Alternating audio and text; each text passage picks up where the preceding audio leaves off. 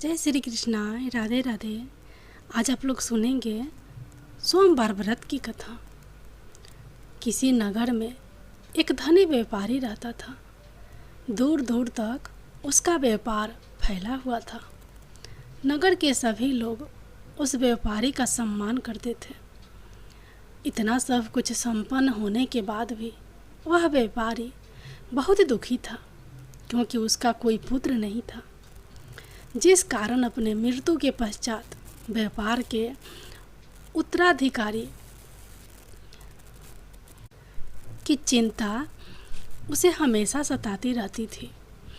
पुत्र प्राप्ति की इच्छा से व्यापारी प्रत्येक सोमवार भगवान शिव की व्रत पूजा किया करता था और शाम के समय शिव मंदिर में जाकर शिव जी के सामने घी का दीपक जलाया करता था। उसकी भक्ति देखकर माँ पार्वती प्रसन्न हो गई और भगवान शिव से उस व्यापारी की मनोकामना पूर्ण करने का निवेदन किया। भगवान शिव बोले, इस संसार में सबको उसके कर्म के अनुसार फल की प्राप्ति होती है। जो प्राणी जैसा कर्म करते हैं उन्हें वैसा ही फल प्राप्त होता है। शिव जी द्वारा समझाने के बावजूद माँ पार्वती नहीं मानी और उस व्यापारी की मनोकामना पूर्ति हेतु वे शिव जी से बार बार अनुरोध करती रही। अनंतः माता के आग्रह को देखकर भगवान भोलेनाथ को उस व्यापारी को पुत्र प्राप्ति का वरदान देना पड़ा। वरदान देने के पश्चात भोलेनाथ माँ पार्वती से बोले, आपके आग्रह पर मैंने पुत्र प्राप्ति का वरदान तो दे दिया, परंतु इसका यह पुत्र 16 वर्ष से अधिक समय तक जीवित नहीं रहेगा। उसी रात भगवान शिव उस व्यापारी के सपने में आए और उसे पुत्र प्राप्ति का वरदान दिया और उसके पुत्र के 16 वर्ष तक जीवित रहने की भी बात बताई। भगवान के वरदान से व्यापारी को खुशी तो हुई, लेकिन पुत्र की अल्प आयु की चिंता ने उस खुशी को नष्ट कर दिया। व्यापारी पहले की तरह सोमवार के दिन भगवान शिव का विधिवत व्रत करता रहा। कुछ महीनों के बाद उसके घर में एक अति सुंदर बालक ने जन्म लिया और घर में खुशियां ही खुशियां भर गई।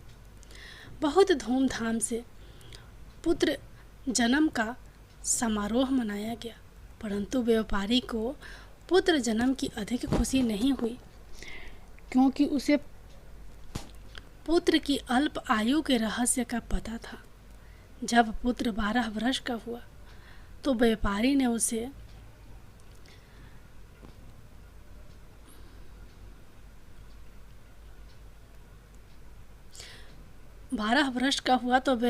उसे उसके मामा के साथ पढ़ने के लिए बनारसी भेज दिया। लड़का अपने मामा के साथ शिक्षा प्राप्ति हेतु चल दिया। रास्ते में जहाँ भी मामा भांजे विश्राम हेतु रुकते, वहीं यज्ञ करते और ब्राह्मणों को भोजन कराते। लंबी यात्रा के बाद मामा भांजे एक नगर में पहुँचे। उस दिन नगर के राजा की कन्या का विवाह था, जिस कारण पूरे नगर को सजाया गया था। निश्चित समय पर बारात आ गई, लेकिन वर का पिता अपने बेटे के एक आँख से काने होने के कारण बहुत चिंतित था। उसे भय था कि इस बात का पता चलने पर कहीं राजा विवाह से इनकार न कर दे, इससे उसकी बदनामी भी होगी। जब वर के पिता ने व्यापारी के पुत्र को देखा तो उसके मन में एक विचार आया। उसने सोचा, क्यों न इस लड़के को दूल्हा बनाकर राजकुमारी से विवाह करा दूं। विवाह के बाद इसको धन देकर विदा कर दूंगा और राजकुमारी को अपने नगर ले जाऊंगा। वर के पिता ने लड़के के मामा से इस संबंध में बात की। मामा ने धन मिलने के लालच में वर के पिता की बात स्वीकार कर ली। लड़के को दूल्हे का वस्त्र पहनाकर राजकुमारी से विवाह कर दिया गया।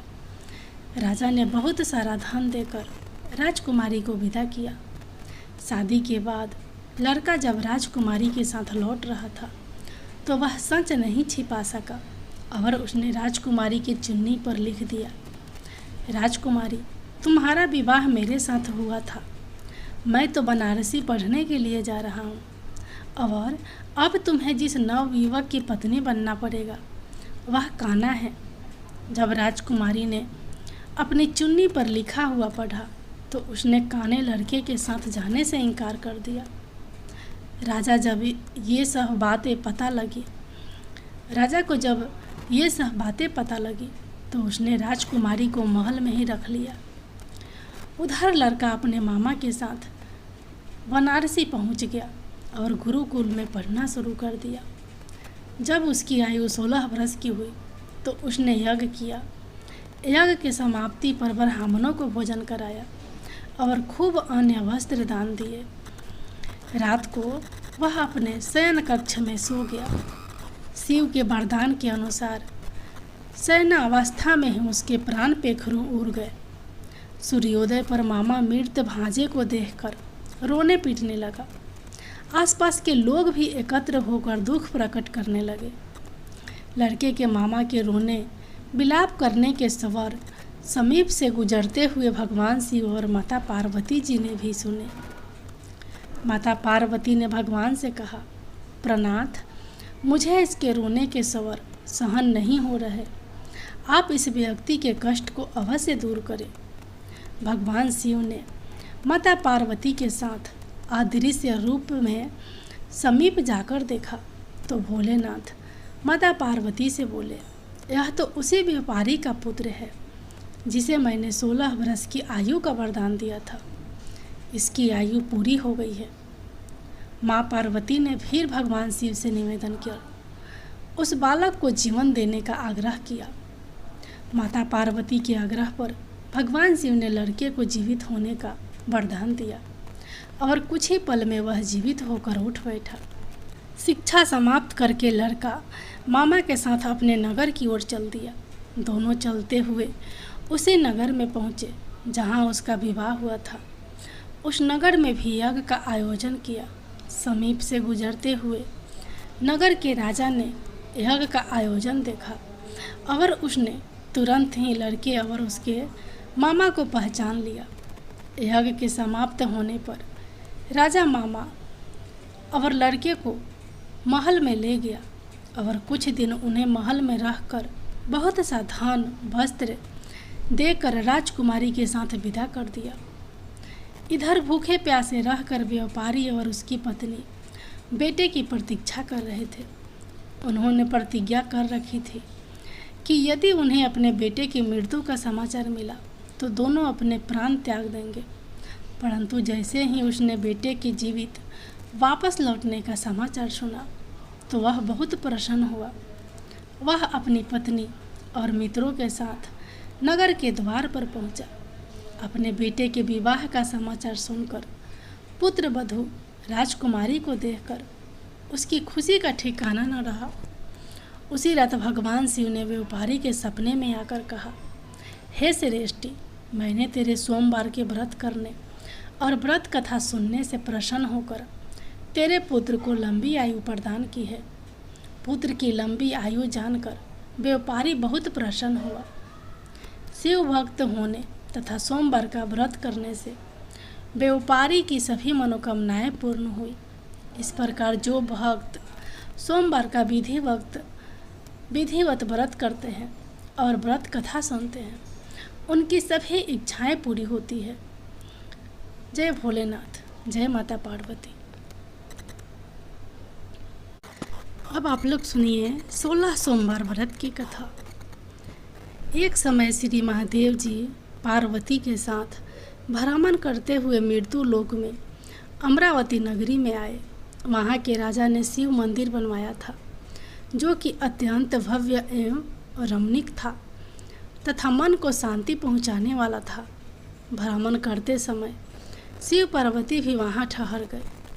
पार्वती जी ने कहा, हे नाथ, आओ आज इसी स्थान पर 64 पासे खेल प्रारंभ हुआ।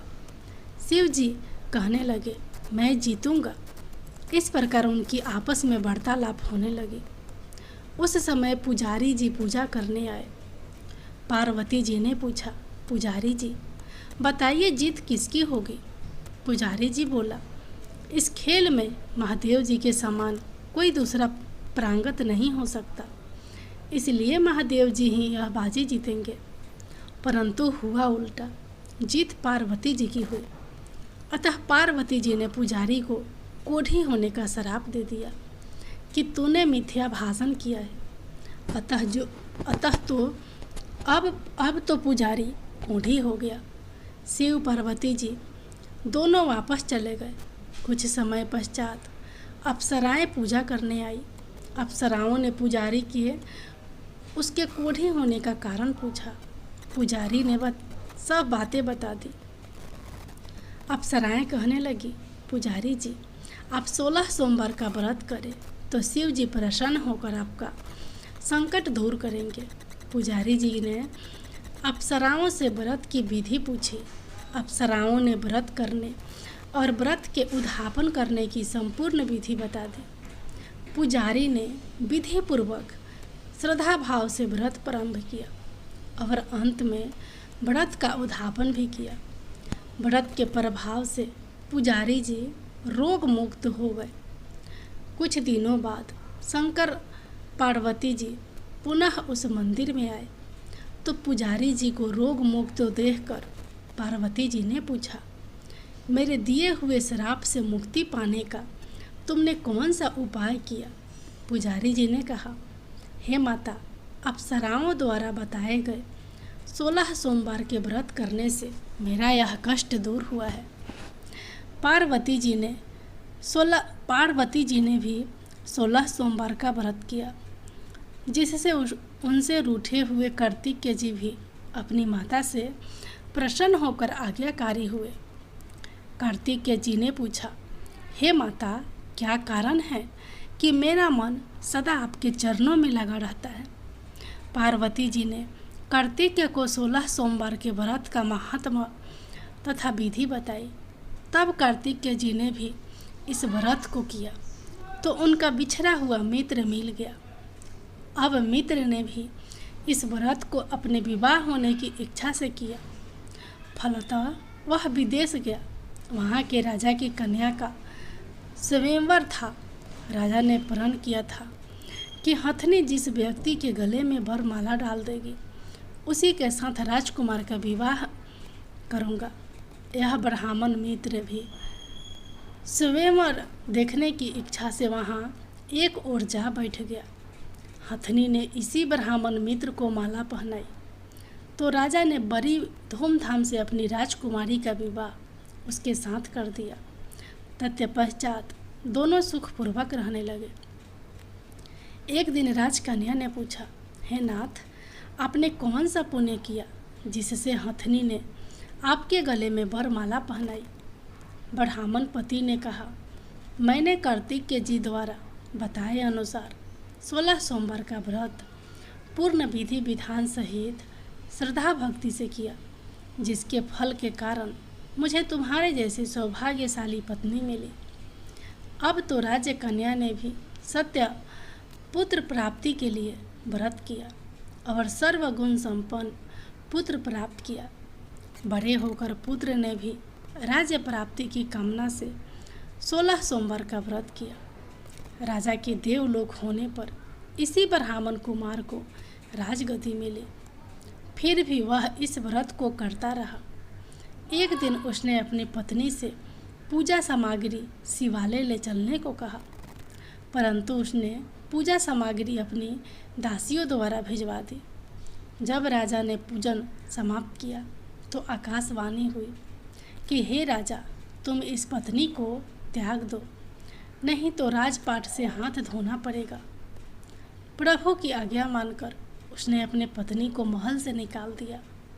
तब वह अपने भाग्य को कोसती हुई एक बुढ़िया के पास गई और अपना दुखड़ा सुनाया तथा बुढ़िया को बताया, मैं पूजन सामग्री राजा के कहे अनुसार शिवालय में नहीं ले गई और राजा ने मुझे निकाल दिया। बुढ़िया ने कहा, तुझे मेरा काम करना पड़ेगा। उसने स्वीकार कर लिया। तब बुढ़िया ने सूत की गठरी उसके सिर पर रखी और बाजार भेज दिया। रास्ते में आंधी आई तो सिर पर रखी गठरी उड़ गई। बुढ़िया ने डांट कर उसे भगा दिया। अब रानी बुढ़िया के यहाँ से चलते चलते एक आश्रम में पहुँची। गोसाई जी उसे देखते ही समझ गए कि यह उच्च घराने की अबला विपत्ति की मारी है। वे उसे धैर्य बांधते हुए बोले, बेटी तू मेरे आश्रम में रह, किसी प्रकार की चिंता मत कर। रानी आश्रम में रहने लगी, परंतु जिस वस्तु को वह हाथ लगाती वह वस्तु खराब हो जाती। यह देखकर गोसाई जी ने पूछा, बेटी किस देव के अपराध से ऐसा होता है?